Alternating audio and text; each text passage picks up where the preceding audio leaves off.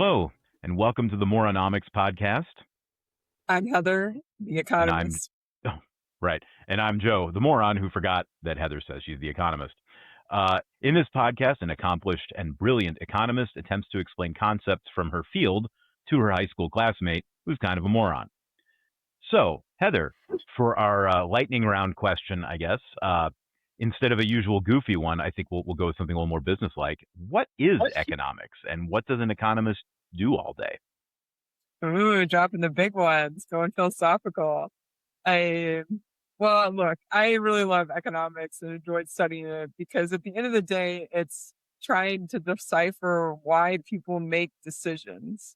And I think when the field of economics got started, kind of back with Adam Smith, the godfather of economics, Scottish man in the 1700s, and he was obsessed and believed everything was about wealth creation. And basically, the reason that somebody makes, I was going to say cars, but whatever, works on horseshoes back in that day or makes bread or whatnot was because they wanted money, right? Everything's about finding that price, and most people would be willing to do something for a certain amount of money.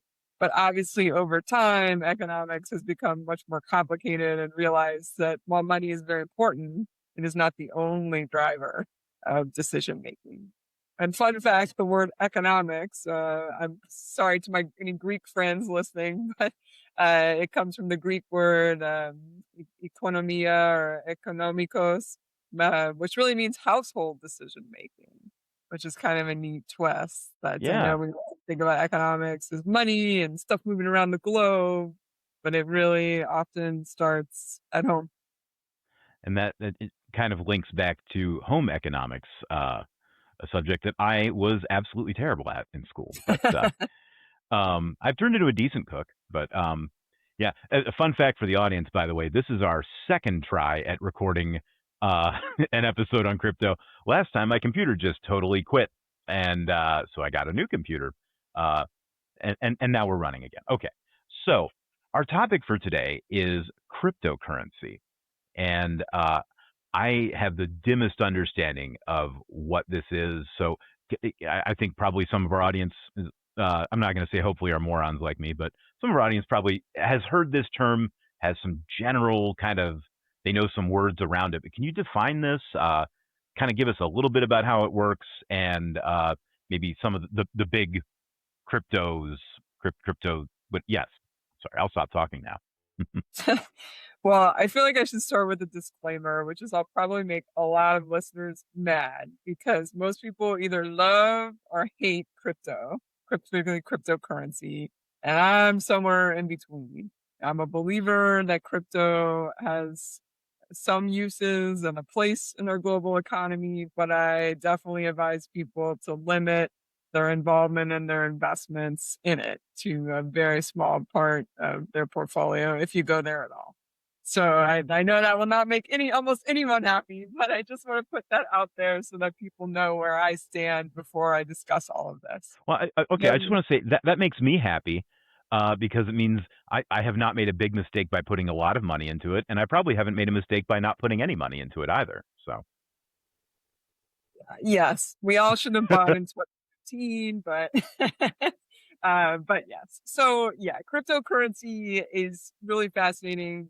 It's obviously this digital currency, and what makes it really unique is that there is no government backing it. So almost every other currency in the history of the world has been backed by some sort of government or trade federation, and usually that guarantees its value. So you could take it, to a government office or a bank that was sanctioned by the government, and you could exchange those coins or papers or whatever for physical value. A cryptocurrency gets its value is derived, it's sort of called decentralized. So the idea is that it's protected not by one entity, not by one government, but across the internet, and that little bits and of the value are stored all around the globe so that if one data center is bombed in Russia or Iran or whatever, there's still a record of the value and the transaction. So this is a big leap. It's a big leap.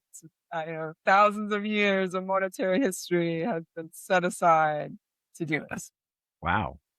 So, uh, if I suppose I had a crypto, and I wanted to make a purchase with my crypto, of something completely legal, to be clear. So none of that baggage. We're not going to go into that. Uh, but if I wanted to buy something with a piece of a unit of cryptocurrency, is there a process for that? I mean, I maybe this is too deep in the weeds, but I mean, how would that even work? Yeah, it's a good question. The way that I think about it is there's sort of three types of cryptocurrency right now. There's Bitcoin, and I would put Ethereum or Ether in that first category. Those I've are heard of both of things, those words. Yeah. yeah, that most people have heard of by now.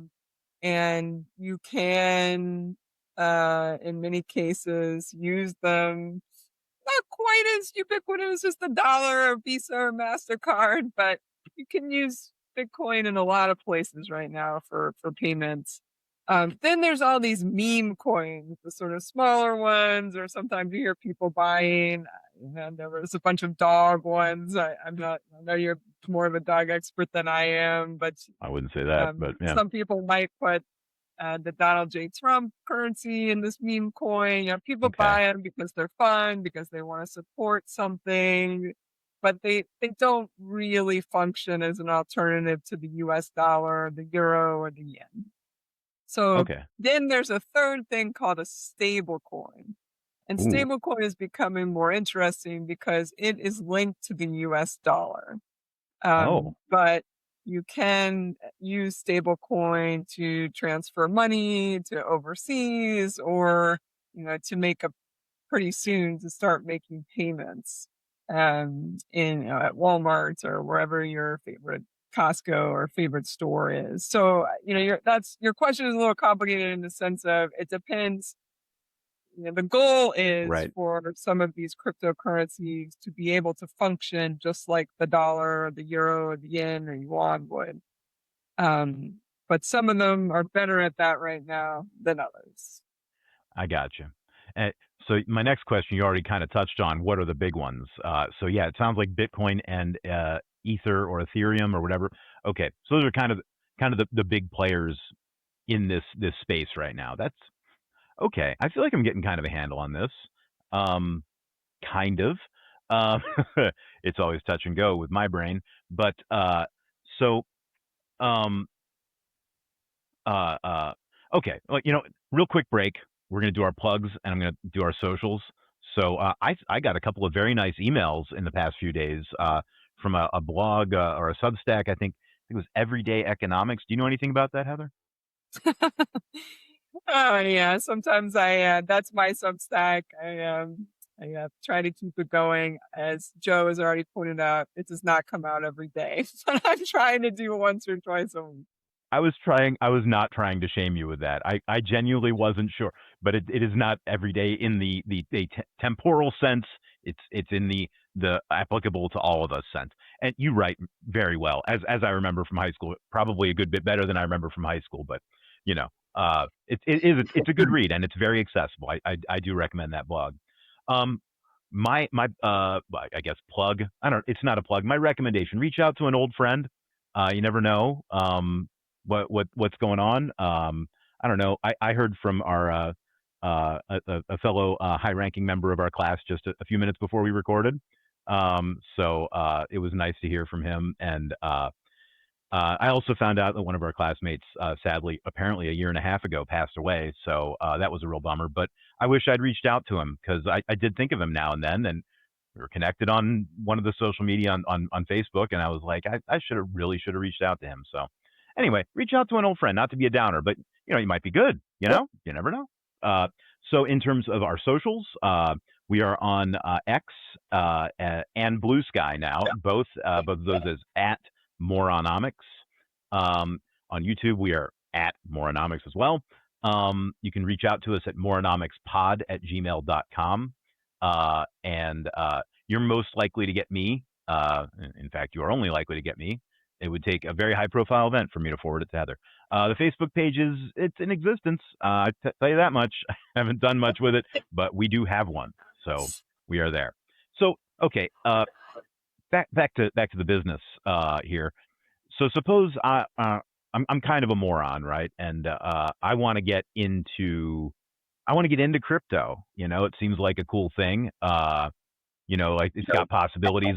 I know people have paid off their house by trading different types of crypto things. So how would I start? I mean, I don't mean to put you in the place of telling us how to do this. Do you know of a resource or something like that? Like what would I guess not even necessarily how to. I'm sorry. So what does it look like to get into to purchase this stuff? Like, yeah, I don't know even Yeah, how to ask that question, but yeah, what? so it's a fascinating question, and this is actually where crypto becomes a lot more like the dollar, because we were just talking about the big innovation in cryptocurrency is that it's held all over the world, and it's this um, somewhat unregulated and somewhat not tied to any government or entity.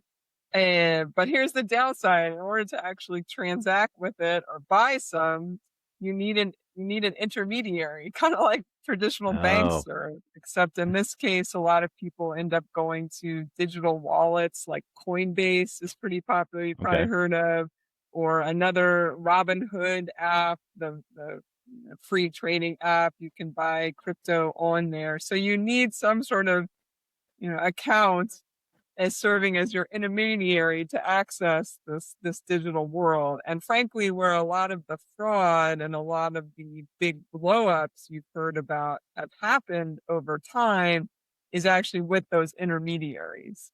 Not the two I just mentioned. I'm not, have huge issues. I'm not, Sure.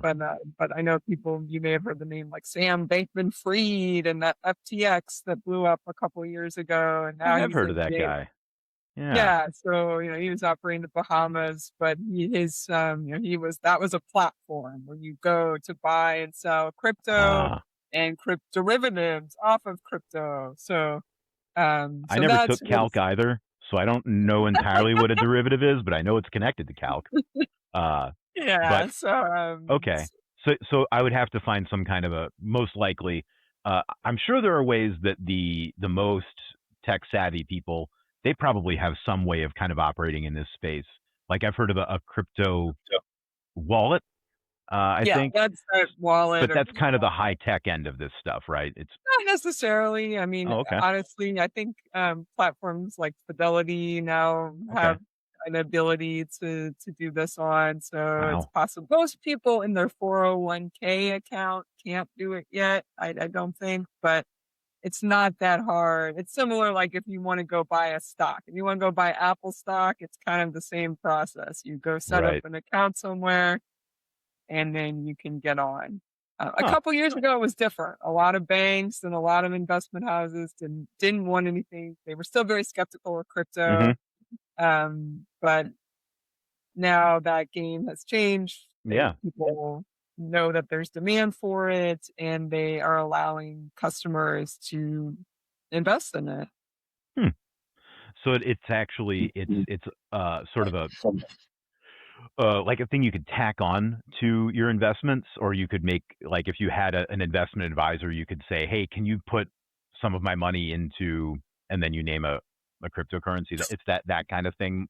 Like I don't know. So I guess this is I where think I for start most wondering people it is. Yeah, for most people it would for function most similar people, to right? buying a stock or buying gold. The way that I think about it, initially I thought about it a lot like gold.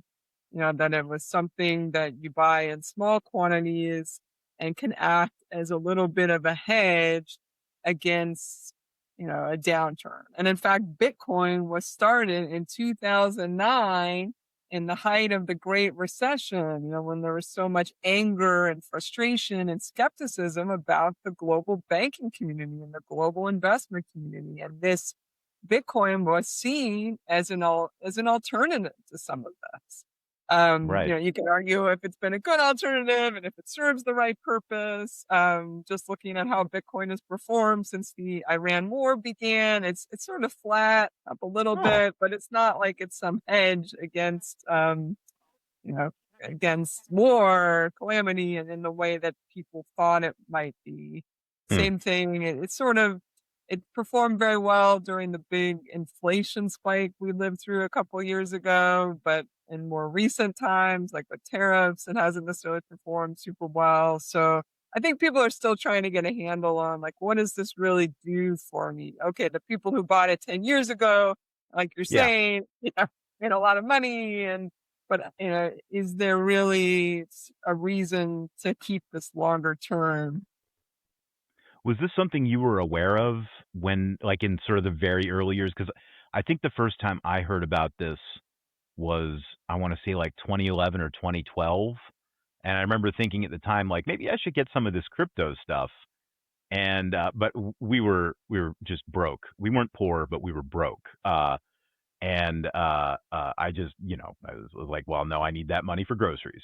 And I kind of wish I had gone hungry a little bit and bought some of that crypto. But was it a thing, like how early would you say you were becoming aware of it? Yeah, I was probably pretty similar in the early Okay. 2010s. Initially, I definitely believed a lot in the underlying technology. Like a lot of people will look you in the eye and say, look, this whole idea of securing a transaction in the blockchain, as it's called, the idea that a transaction can be dispersed across the interwebs, it's kind of makes a lot of sense. And it does, and you can see why that could be safer than just, you know, Amazon Web Services holding your Well, yeah, data, one or entity just that. holding your data. Sorry, I Um, interrupted. But I was gonna say, like, that thing where, like, we just have this banking system, and like it blows my mind. But this thing where you your bank has like a number and it calls another bank, or I guess wires, but it sends that number to another bank, and along with it, it includes an amount of cash. And we're just like, okay, that's how it works. That seems to, like, if you describe that, it's a lot like the postal service. Like, I'll give you like less than $1, and you'll take this piece of paper anywhere in the contiguous 48, I think maybe even all 50 states, in like within 3 days. I'll hand them that piece of paper for less than $1.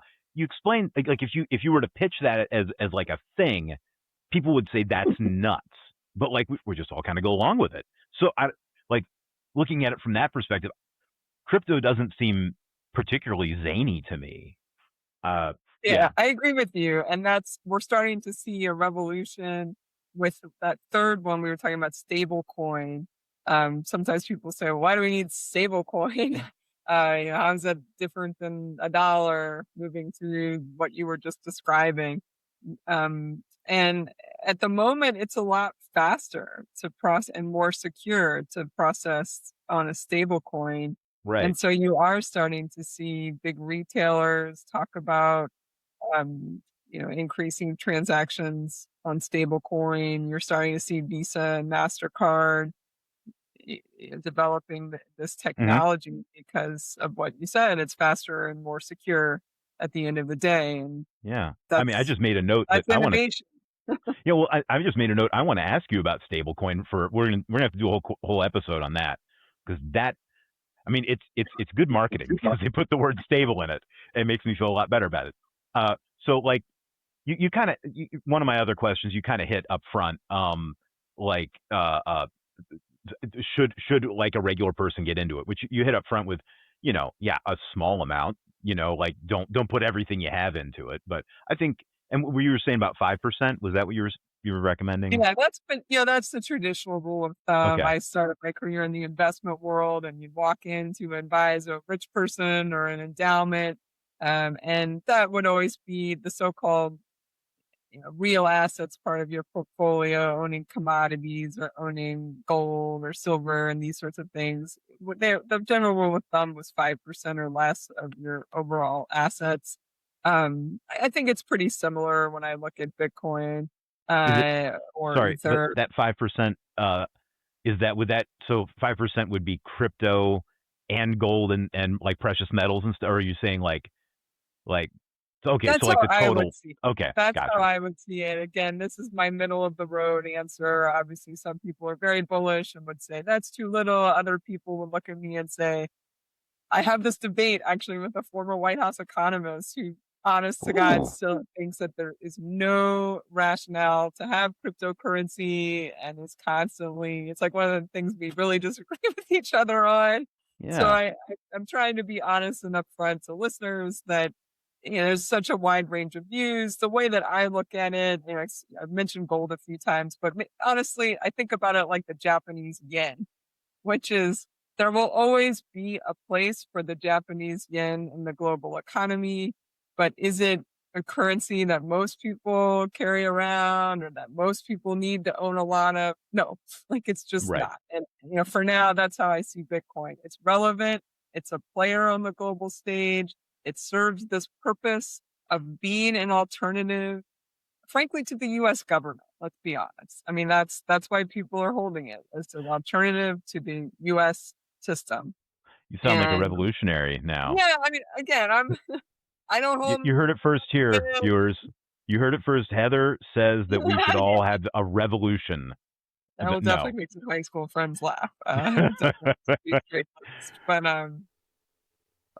yeah. I, So I guess another. So one of the things I like to do when we're talking about these topics is I'll go on to one of the social medias, usually X, and I'll look for like the term that we're discussing, and I'll just look for a random thing about it uh, that I pretty much just learned that phrase, and then I walk away and I say I put that in the back of my head and say I'm gonna ask Heather about that.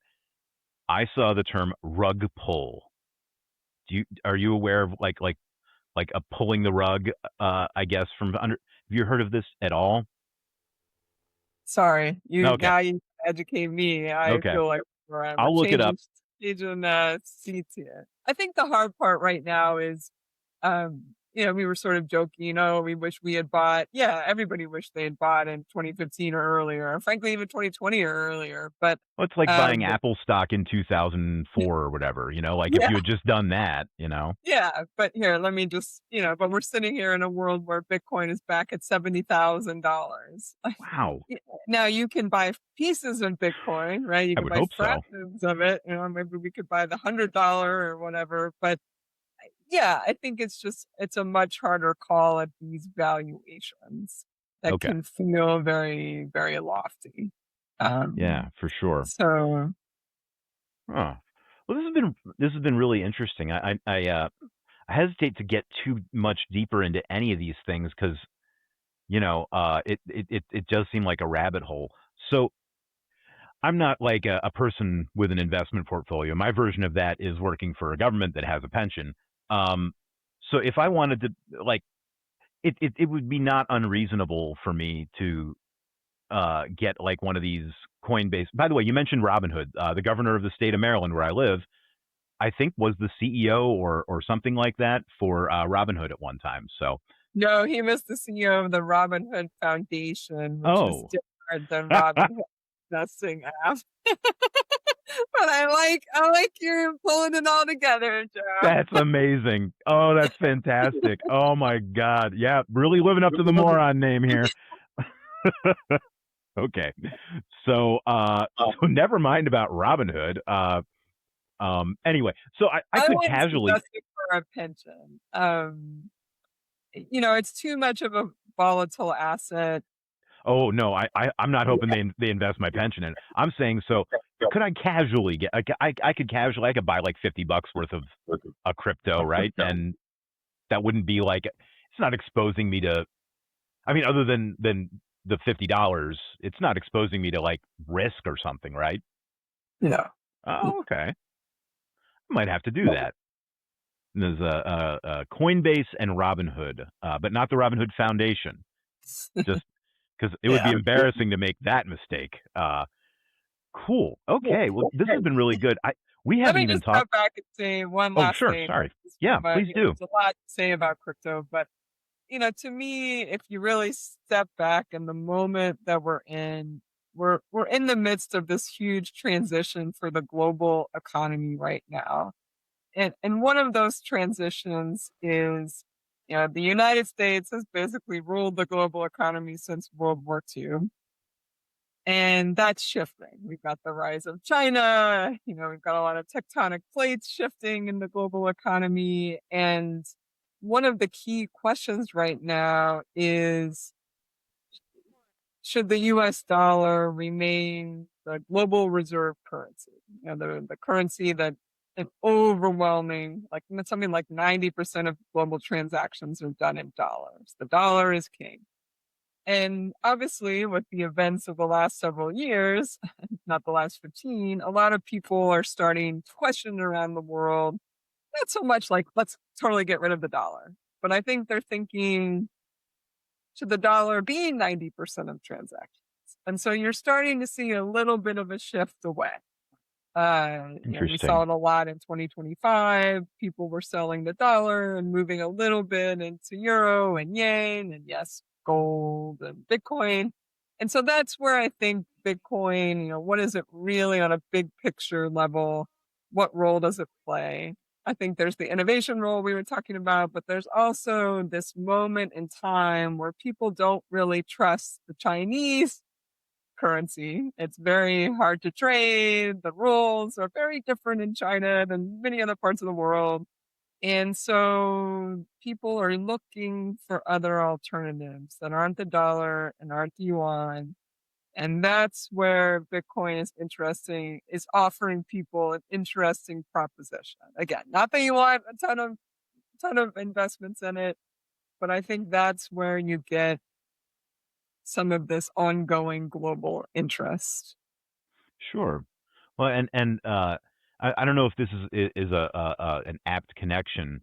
And a couple of days ago, I ran across stuff about the price of oil, or maybe it was something called an oil futures or something that spiked overnight or something like that, and then the market it was all over the place.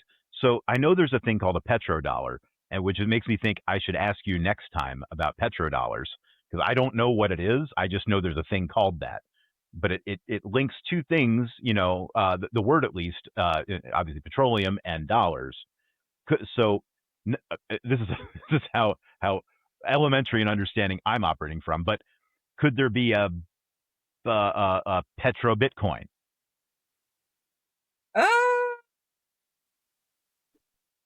yes, there could. But Wow. petrodollars is basically the idea that the nations, particularly Middle East or Russia, that are selling their oil onto the global marketplace are getting dollars in return, right? So it's not Okay. that Yeah. there's some sort of special category of dollar. Oh. Okay. But uh, but you're right. More transactions in the future. You're already starting to see a little bit more oil traded in yuan, and it wouldn't be surprising to see some other currencies enter that marketplace slowly, slowly.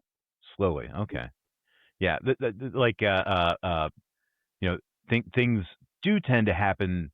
I don't know, at least from what I've noticed in my lifetime, there are rare times when things happen quickly. Like, the financial crisis to me was one that I I remember it was I was in school at the time in grad school, and I left that morning. And when I came home, I was listening to what's that NPR show? Used to have the marketplace, right? And it was just like they were like everything is done. It's ruined. And I remember calling my parents like, "Are we okay?" And they were like, "Yeah, don't worry about it." But like that was the day when I think it was the commercial paper market almost shut down or something like that. Which I still don't know what that is. So that's going to be another topic. What is the commercial paper market? But but what you're saying is that barring some horrible thing, uh, generally speaking, these changes to global systems are going to be gradual rather than like a punctuated event, which is comforting. Yeah, normally they are. The other thing I always remind people about crypto is it's usually Americans who will push back sometimes and say, like, Mm, why did we do this? And I always remind them that probably means you've never lived in another country with an unstable government. I lived mm, briefly in Honduras, and it's just a totally different climate when you live um, in countries where the government can collapse, where you know, things can be seized. Like And so it's no surprise to me that El Salvador was one of the first countries, I believe the first country to make Bitcoin an official currency of the country. Not- I mean, partly it was a little bit of a marketing gimmick, but partly because it was also interesting to me. I lived in New York City for a while, and while the tech bros and finance bros and 2010s and 2015s were talking about all this stuff, you know who else was talking about it? I used to volunteer at a high school in the Bronx, and a lot of students of color were very interested in crypto. Hmm. And again, it comes from the long history, the long sad history in the United States of banks redlining and doing very nefarious things to communities of color and losing that trust of a lot of folks in those communities. And so they were very open to things that are seen as alternatives to traditional banking and traditional financial systems. And so I think that's something I also keep in mind as I evaluate, what role does this play? Should somebody be in it? And what its future might be and why it's still here 15 Yeah, years later. I definitely think of this as like I don't know, like people like to be like, oh, the United States, oh, but it's pretty darn good to be an American in a lot of ways. And one of those things is, yeah, pretty stable government, pretty stable currency, like things like that. It's like, yeah, and so the interest in this, I could see that being, if you don't operate within this world and this, yeah, I could definitely see alternatives being of great appeal. Absolutely. Yeah. So that's the end of my questions. I don't want to cut off. I mean, you're the expert here. Is there were there any other matters you wanted to make sure we touched on about crypto before we, you know, I don't know. We didn't even talk about our next topic yet. So yeah.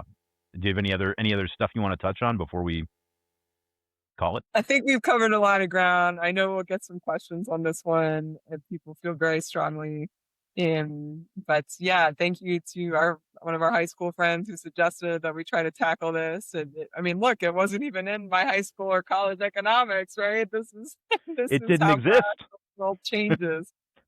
Yeah, I think I got to learn more about blockchain in particular because an acquaintance of mine who I met through a group chat about trucks. We're both Ford guys, which stands for Fix or Repair Daily. But we were talking about blockchain, and he was talking about it as something related to like zero knowledge proofs or something like that, and basically a way that you can operate in sort of a trust-free. I this again, it's just something I have to learn more about at some point. But yeah, this is great. I, I I don't know if petrodollar. I mean, petrodollar certainly seems to be relevant at the moment. If that's a good topic for next time, but we'll just have to have it be a surprise for the audience what we do next. Hey, But that sounds good. all right, hey, you have a great day, Heather, and audience. We look forward to talking to you again soon. Bye bye.